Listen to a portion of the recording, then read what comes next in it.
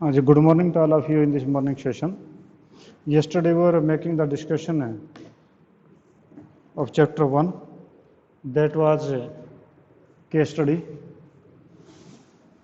अब चैप्टर 1 का जो है वो केस स्टडी हमने स्टार्ट किया हुआ था, वो हम डिस्कस कर रहे हैं.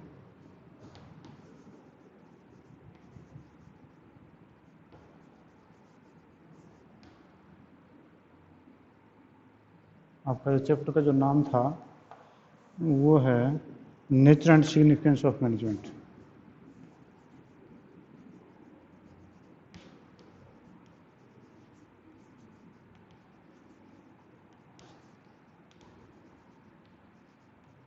ऑफ मैनेजमेंट, ये आपका चैप्टर है. शायद आज ये चैप्टर हमारा ख़त्म भी हो जाए.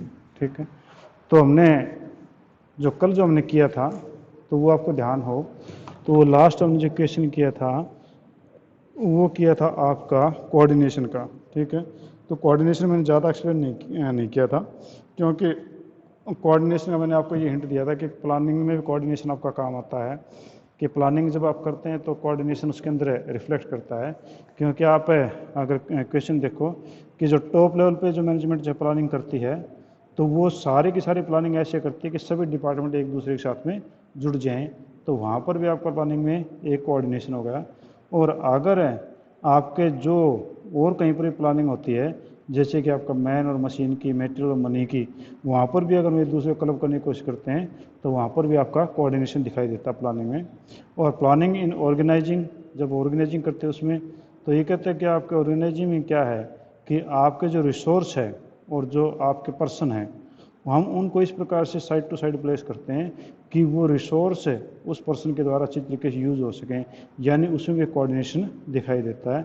इसी प्रकार से आपके ऑर्गेनाइजिंग में आपके अथॉरिटी, रिस्पॉन्सिबिलिटी जो और अकाउंटेबिलिटी ये आती हैं, तो वो भी उनके अथॉरिटी, रिस्पॉन्सिबिलिटी, अकाउंटेबिलिटी तीनों को एक दूसरे के साथ में जोड़ने की कोशिश करते हैं. तो यानी वहाँ पर भी आपका कोऑर्डिनेशन आता है. और कोऑर्डिनेशन डायरेक्टिंग में भी अगर हम देखें तो वहाँ पर भी कोऑर्डिनेशन के लिए डायरेक्टिंग बना है.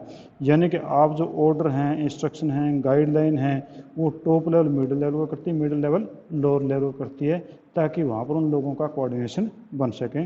इसी प्रकार से आपका सीनियर सबॉर्डिनेट है, उनमें भी आपका जो है आपका डायरेक्टिंग होती है. तो डायरेक्टिंग किस लिए होती है कि सीनियर और सबॉर्डिनेट में कि वो काम को अच्छी तरीके से मिलजुल कर कर सके. यहाँ पर भी कोऑर्डिनेशन दिखाई देता है. और कोऑर्डिनेशन इन कंट्रोलिंग में देखें तो आप जो कंट्रोलिंग में क्या करते हैं कि एक्चुअल परफॉर्मेंस और परफॉर्ड परफॉर्मेंस दोनों का कंपैरिजन करते हैं.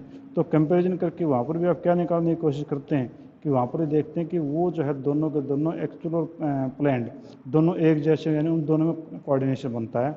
इसी प्रकार से आपके जो वर्कर्स है के ऊपर अगर आप कंट्रोलिंग करते हैं तो वहाँ पर भी आप ये सोचते हैं कि वो ज़्यादा से ज़्यादा जो है आपका प्लान्ड और एक्चुअल परफॉर्मेंस के साथ में नज़दीक आ जाएँ.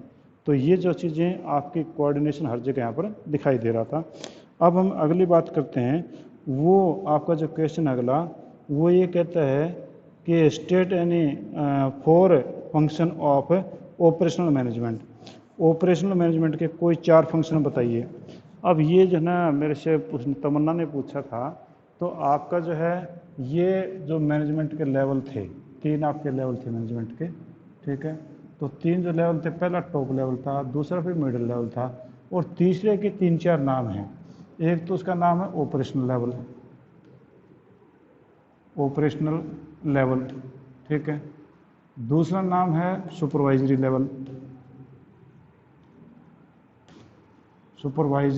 लेवल, और तीसरा आपका है लोअर लेवल.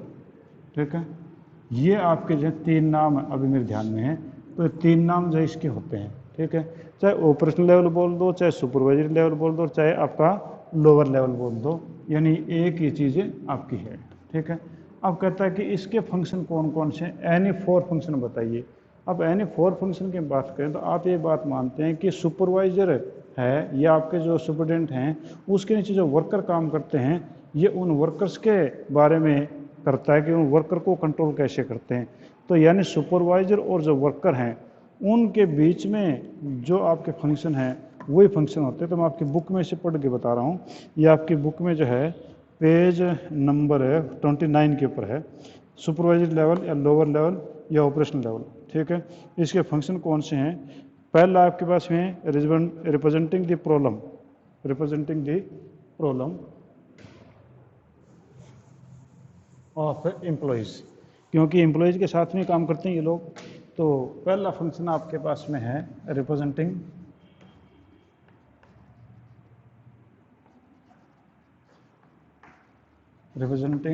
द प्रॉब्लम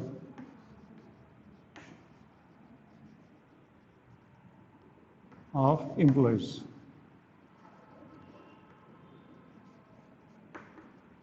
जो आपके जो मिडिल लेवल के ऊपर है, अब मिडिल लेवल के जो मैनेजर हैं उनको लोअर लेवल के ऊपर जो वर्कर्स हैं उनका क्या पता कि वो किस प्रकार से, उनको क्या दिक्कत है। तो जो आपका लोअर लेवल है, सुपरवाइजरी लेवल है, वर्कर उसको बातें बताएंगे और वो बातें जो है उनको समझ करके, उनके ग्रीवेंसेस को समझ करके वो मिडिल लेवल के ऊपर उस प्रॉब्लम को पास करते हैं, ठीक है।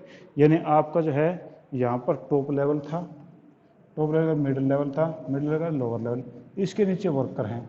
अब इन वर्कर्स को जो प्रॉब्लम है तो वो नेचुरली सुपरवाइजरी लेवल या लोअर लेवल को ये लोग बताएंगे।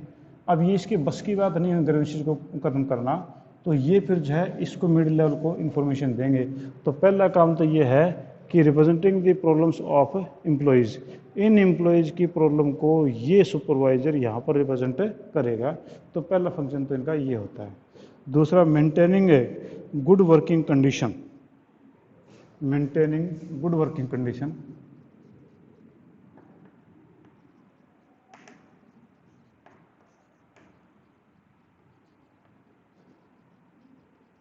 Maintaining good working condition. Good working condition का क्या मतलब होता है? मैं गुड वर्किंग कंडीशन का होता है कि आपके जहाँ पर भी आप काम करते हैं वहाँ पर दो प्रकार के वर्किंग कंडीशन मानते हैं। एक तो होती है आपके नेचुरल क्लाइमेट की बात, इन्वायरमेंट की बात, कि वहाँ पर जो है ज़्यादा गर्मी ना हो, वहाँ पर धुआं ज़्यादा ना हो, वहाँ पर जो है ना वर्कर को परेशानी ना हो, पीने का पानी है, रेस्ट हो, सारी चीज़ें होनी चाहिए। दूसरा होता है आपकी वर्किंग कंडीशन, वहाँ पर टेंशन ना हो, ऐसा ना हो कि कोई कर्मचारी जो है वो डरता हुआ कोई मशीन में हाथ ना दे बैठे, कि ऐसा तो टेरर तो नहीं फैला रखा कि आपका सुपरवाइजर आ जाएगा, डांट मारेगा या आपके एब्सेंट लगा देगा, ऐसा कुछ कर देगा। तो वो जो है इस प्रकार का कुछ भी नहीं होना चाहिए। तो यानी सीनियर और सबॉर्डिनेट के बीच में अच्छे रिलेशन होने चाहिए। Looking for safety of workers, looking for safety of workers, looking for safety of workers.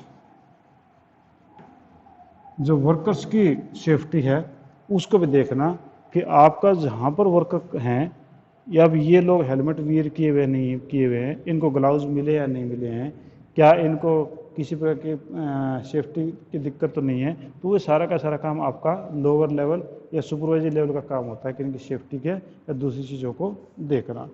और नेक्स्ट आपके पास में है they try to maintain prescribed standard of quality, ठीक है। तो आपका क्वालिटी स्टैंडर्ड भी मेंटेन करना प्रिस्क्राइब होता है, जो वांछित है। तो अब मैं सीधा एक कीवर्ड लिखता हूँ, quality standards,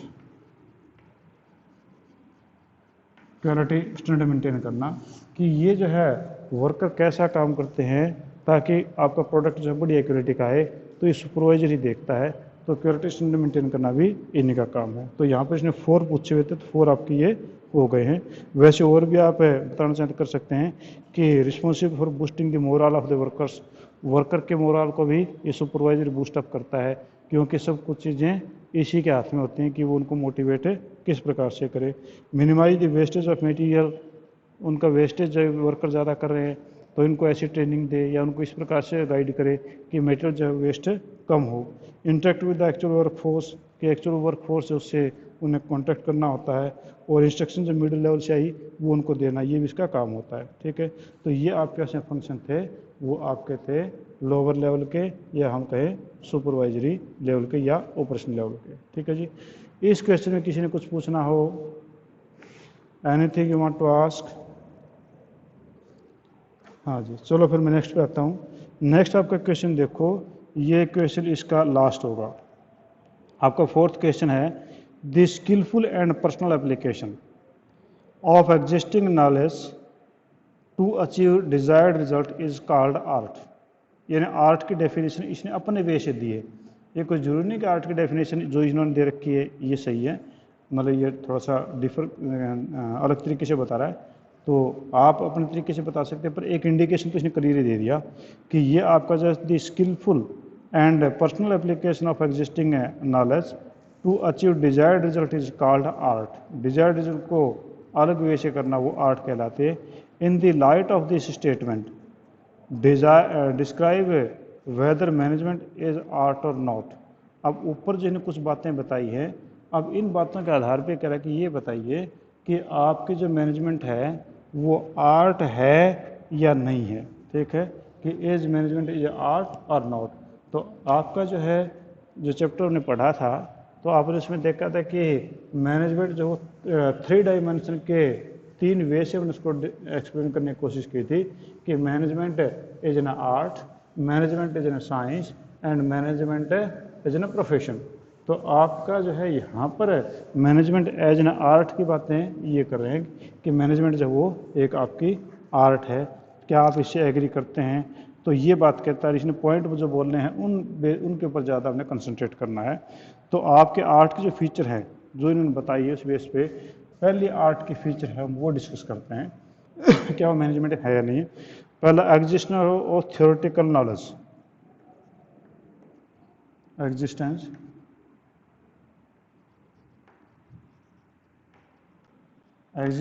of theoretical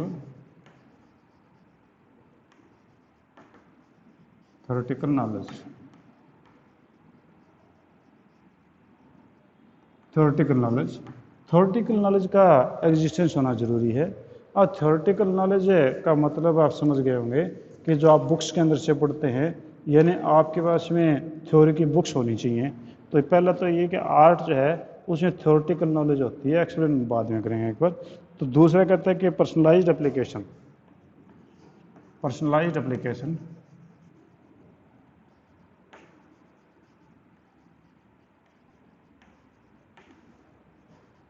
personalised application. ठीक है, पर्सनलाइज्ड एप्लीकेशन का मतलब हुआ कि एक आदमी अपने तरीके से कैसे यूज़ करता है, पर्सनलाइज्ड एप्लीकेशन कहलाता है। थर्ड आपके जो आर्ट की जो करेक्टरिस्टिक्स इस डेफिनेशन के हिसाब से है वो ये है, क्योंकि 3 मार्क्स का क्वेश्चन है ये, based on practice and creativity, based on practice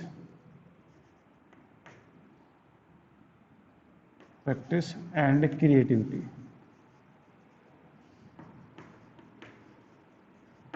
ठीक है, तो ये 3 चीज़ें जो हैं हम इसको अलग अलग पॉइंट को डिस्कस करते हैं। ठीक है, तो इन्हें आर्ट की ये चीज़ें अगर हैं अगर आपके मैनेजमेंट में, तो we will consider management as an art. If these are not exist then we will not consider as an art. तो फर्स्ट आपके पास में है वो है आपकी थ्योरेटिकल नॉलेज। ठीक है, तो ये कहते हैं कि management can be said as art since it satisfy the following features. अगर ये फीचर्स को अगर सेटिस्फाई करती है तो आपकी आर्ट कहलाएगी। अब ये पहला कहता है कि इसमें कि एग्जिस्टेंस ऑफ थ्योरेटिकल नॉलेज, आपके थ्योरेटिकल नॉलेज आपकी होनी चाहिए। एक तो होता है प्रैक्टिकल नॉलेज। प्रैक्टिकल नॉलेज तो ये होता है कि आप किसी भी क्वेश्चन को प्रैक्टिकली करके देखते हैं। ठीक है, या जैसे कि आप खाना बनाते हैं, खुद खाना बना के प्रैक्टिकली देखते हैं, वो तो होगा प्रैक्टिकल। थ्योरेटिकल होता है जो आपको कोई बताए या आप किसी बुक में से पढ़े, तो थ्योरेटिकल होता है, यानी पढ़ा हुआ होना। तो क्या आपकी आर्ट जो वो एक थ्योरी है? हाँ, आर्ट एक आपकी थ्योरी है, क्योंकि आप जो है आर्ट से रिलेटेड आपके काफ़ी सारी बुक्स जो बाज़ारों में मिलेंगी। आप जैसे कि म्यूज़िक एक आर्ट है। ठीक है, म्यूज़िक से रिलेटेड आपकी दुनिया जान की बुक्स मिलेंगी, आप उनको पढ़ करके आप म्यूज़िक की तैयारी कर सकते हैं या उसकी नॉलेज ले सकते हैं म्यूज़िक की। आप इसी प्रकार से दूसरे कई चीज़ें, जो आपका खाना बनाना है वो भी एक आर्ट है, तो खाने बनाने पे कई सारे रेसिपीज़ की जो हैं बुक्स आपको मिल जाएंगे, आप पढ़ सकते हैं। तो इसका मतलब ये हुआ कि आपकी थ्योरी की जो एक डेफिनेशन है वो ये है कि availability of many type of the literature of the books, कि आपकी जो काफ़ी सारे लिटरेचर या बुक्स जो है वो आपकी मिल जाएँ थ्योरेटिकली पढ़ने के लिए, थ्योरेटिकल नॉलेज लेने के लिए। तो क्या मैनेजमेंट में ऐसा है? तो आप देख सकते हैं कि जो मैनेजमेंट है वो भी आपकी काफ़ी सारी बुक्स इसके ऊपर होती हैं। आपके डे टू डे आप जो भी मैनेजर जो जॉब करता है उसमें काफ़ी सारी चीज़ें जो है उसके स्टडी बेस्ड है उसकी होती हैं, कुछ ऑब्जर्वेशन के आधार पे होती हैं।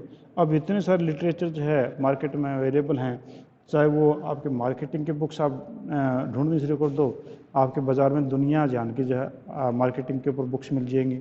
आप इसी प्रकार से फाइनेंस पे यानी अकाउंटेंसी की दुनिया जान की बुक्स मिल जाएंगी, इसी प्रकार से एचआरएम पे मिल जाएंगी, इसी प्रकार से एडवर्टीजमेंट की मिल जाएंगी। तो हम ये कह सकते हैं कि if you want to be perfect manager of HRM, then you can make the study of various books and you can get a theoretical knowledge of that art। वो आप उसकी HRM की यानी HRM मैनेजमेंट की आप जो है human resource management की थ्योरेटिकल नॉलेज ले सकते हैं। तो यानी हम कह सकते हैं कि पहले वाले में तो ये बात क्लियर है कि आर्ट ये कि आपकी जो है मैनेजमेंट एक आर्ट है, और वो कौन सी है कि इसमें पहला जो थ्योरेटिकल नॉलेज वाला पोर्शन है वो कंप्लीट है कि आपके जो डिफरेंट टाइप के लिटरेचर आपके बाज़ार के अंदर अवेलेबल हैं and you can purchase and you can read out and you can get the theoretical knowledge of the management. ठीक है, तो पहला इसमें ये हम बात मान के चलते हैं। दूसरा कहते हैं there is various theories of the management propounded by many management thinkers which prescribe the certain universal application. The manager of the scientific method and body of knowledge given them the situation, the issue or the problem of this unique manner। कि अगर आपका अगर देखा जाए तो इसी के reference में कहता है कि आपके जो काफ़ी सारे जो प्रिंसिपल्स हैं, जैसे हेनरी फ्योल के प्रिंसिपल है, टेलर के प्रिंसिपल हैं, और भी काफ़ी सारे लोगों के हैं, बट दीज टू ऑथर्स और these two thinkers are most popular in the field of the management. तो कहता है कि आप वहाँ से जो है आपके मैनेजमेंट की जो थ्योरीज प्रोपाउंडेड की गई हैं आप उनको पढ़ सकते हैं। तो इसका नहीं है कि पहला पॉइंट तो बिल्कुल एकदम से करेक्ट है कि आपका जो है मैनेजमेंट जो है कि आपकी आर्ट है। दूसरी आपकी आगे जी पर्सनलाइज्ड एप्लीकेशन। पर्सनलाइज्ड एप्लीकेशन की हम बात करें तो हमने इतनी सारी चीज़ें अगर हम पढ़ते हैं या हम इतनी सारी चीज़ें सीखते हैं, जैसे कि आप म्यूज़िक के अंदर या खाना बनाने के अंदर या और किसी भी चीज़ के अंदर आप इतनी सारी चीज़ों को अगर लेते हैं तो उनमें भी आपने थ्योरेटिकल नॉलेज ले लिया, थ्योरेटिकल नॉलेज लेने के बाद प्रैक्टिकल नॉलेज भी लेते हैं, पर उसके बाद में आपका एक पर्सनल स्किल होता है, आपकी जो है पर्सनलाइज्ड एप्लीकेशन होती है। खाना बनाने में आप बहुत बढ़िया खाना बना सकते हैं, जैसे कि आप इकोनॉमिक्स वाले मैडम बनाते हैं बहुत बढ़िया खाना, ठीक है, उनका क्या है कि मसाले तो सारे के सारे वही हैं, पर उनको किस प्रकार से आप यूज़ कर सकते हैं वो पर्सनलाइज्ड एप्लीकेशन है। तो management is also personalised application कि मैनेजमेंट के सारे थ्योरीज और दूसरी चीज़ें जो वो पढ़ सकते हैं, उसे पढ़ सकते हैं, उनको प्रैक्टिकली भी कर सकते हैं, पर उसको यूज़ करेंगे तो पर्सनलाइज्ड एप्लीकेशन खुद की मेंटलिटी बंदे की काम करती है। तो इसका नहीं ये हुआ कि दूसरा आपकी ये भी प्रैक्टिस पूरी है कि आपकी ये पर्सनलाइज्ड एप्लीकेशन इसके अंदर आर्ट के अंदर लागू होती है, मैनेजमेंट के अंदर भी लागू होती है। ठीक है जी, हाँ जी। नेक्स्ट क्या रखिए आपका अगला क्या रखिए based on practice and creativity, कि ये जो चीज़ें हैं मैनेजमेंट है उसमें भी आपकी क्रिएटिविटी आपके काम देती है।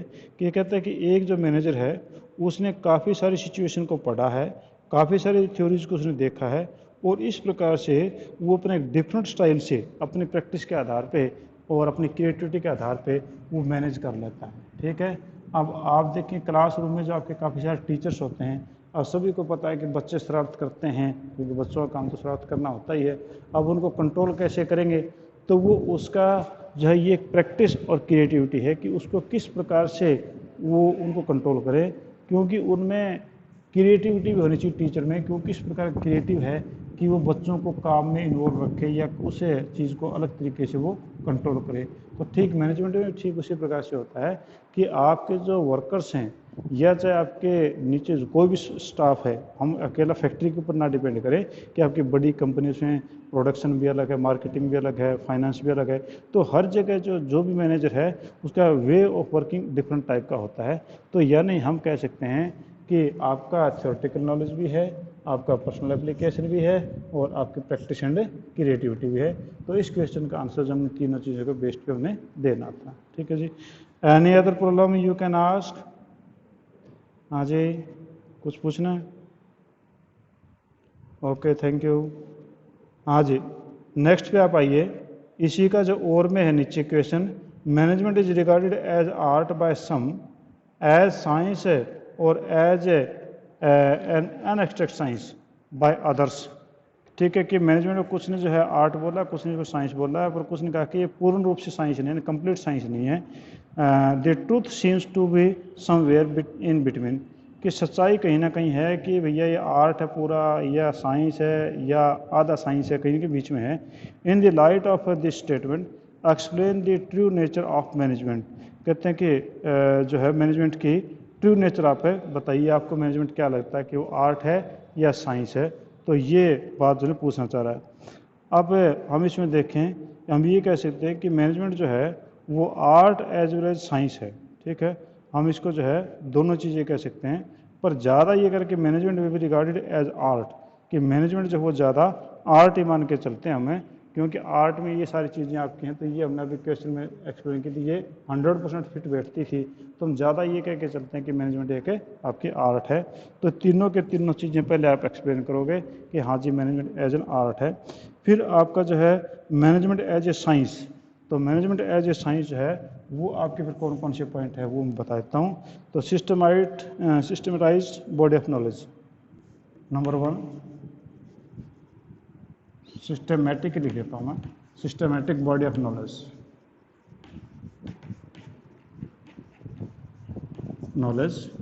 कि आपका जो साइंस जो सिस्टमेटिक बॉडी ऑफ नॉलेज होता है, क्योंकि आप साइंस की जो क्लासेस धीरे धीरे पढ़ते ऊपर पहुंचते हैं, इन एक सिस्टम के बेस पे आप नॉलेज एक्वायर करते हैं। जैसे कि आप MBBS करते हैं, मान लो कोई बच्चा, तो क्या करता है कि जो है 11th के अंदर मेडिकल लेकर के 12th मेडिकल लेकर फिर उसके बाद में वो मेडिकल की पढ़ाई करता है। तो ठीक इसी प्रकार से हम लोग जब बिजनेस में हैं वो क्या है कि जैसे +1 +2 कॉमर्स किया, उसके बाद में फिर हमने जब BCom किया, BBA किया, उसके बाद में MBA किया और उसके बाद में नेक्स्ट डिग्री जो PhD की, तो हम उसके अंदर भी ठीक उसी प्रकार सिस्टमेटिक बॉडी ऑफ नॉलेज हम उसी प्रकार से नॉलेज लेते हैं जैसे कि आपके साइंस में लेते हैं। तो हम कह सकते हैं कि हाँ जी यहाँ पर तो आपके ये आपके कह सकते हैं कि फिट है। पर कई बार ऐसा होता है कि आपके जो पुराने ज़माने के मैनेजर थे उन लोगों ने तो कोई ऐसी नॉलेज ही नहीं दी होती थी, वो लोग तो कभी MBA करके नहीं आए, फिर भी वो मैनेज कर रहे थे। ठीक है, तो अगर उस पॉइंट ऑफ व्यू से देखा जाए तो ये आपकी पहली वाली चीज़ भी फिट नहीं बैठती है, और अगर प्रेजेंट सीनरी में देखें तो फिट बैठती है। दूसरा के principle based on observation and experiment, principle based on personal observation and experimentation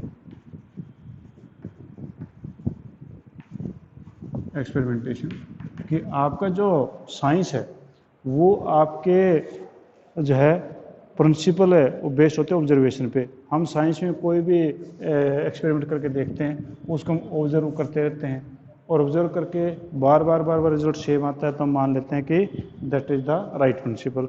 और फिर हम उसका एक्सपेरिमेंट भी बार करते हैं, तो अगर एक्सपेरिमेंट में सेम रिजल्ट आते हैं इसका मतलब वो सही है।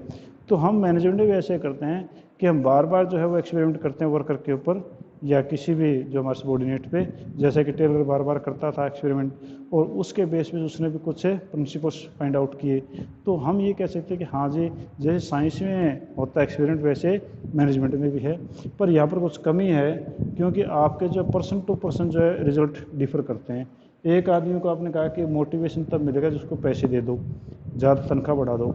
एक बंदा ऐसा है कि जो उसको मानता ही नहीं है कि भैया पैसे कितने कम कर दो कितने ज़्यादा कर दो, मुझे तो कोई फ़र्क नहीं पड़ता, मैंने जैसे काम करना वैसे करना है। तो यहाँ पर जो है ये फिर हम कह सकते हैं कि एक्चुअल साइंस नहीं है। और थर्ड कह रहा कि यूनिवर्सल वैलिडिटी, ये लास्ट पॉइंट है, यूनिवर्सल वैलिडिटी। यूनिवर्सल वैलिडिटी का मतलब इट इज़ एप्लीकेबल एवरीवेयर, कि आप कहीं पर भी आप साइंस को यूज़ करो, चाहे वो आप आपके स्कूल में यूज़ कर लो, चाहे वो अमेरिका के स्कूल में यूज़ कर लो, चाहे मिलिट्री में यूज़ कर लो, चाहे आपके घर के अंदर किचन में यूज़ कर लो, सभी साइंस के जो प्रिंसिपल जो एक जैसी रिजल्ट जो कैरी करते हैं। पर यहाँ पर जो है अगर मैनेजमेंट में देखें तो मैनेजमेंट लगता तो ऐसा ही है कि आप अपने घर में किसी को मोटिवेट करते तो वही प्रिंसिपल आप लागू कर सकते हैं जो कि फ्यूल या टेलर ने किए हैं। ठीक है, अगर आप स्कूल में करो तो भी लागू हो सकते हैं। तो लगता तो ये कि साइंस है, पर फिर भी इसमें डाउटफुल रहता है, क्योंकि यहाँ पर जो है आपका वैलिडिटी में रिजल्ट डिफर कर जाते हैं। क्योंकि आपका पर्सन टू पर्सन वही, क्योंकि सोशल साइंस है, ये एडजस्ट साइंस नहीं है।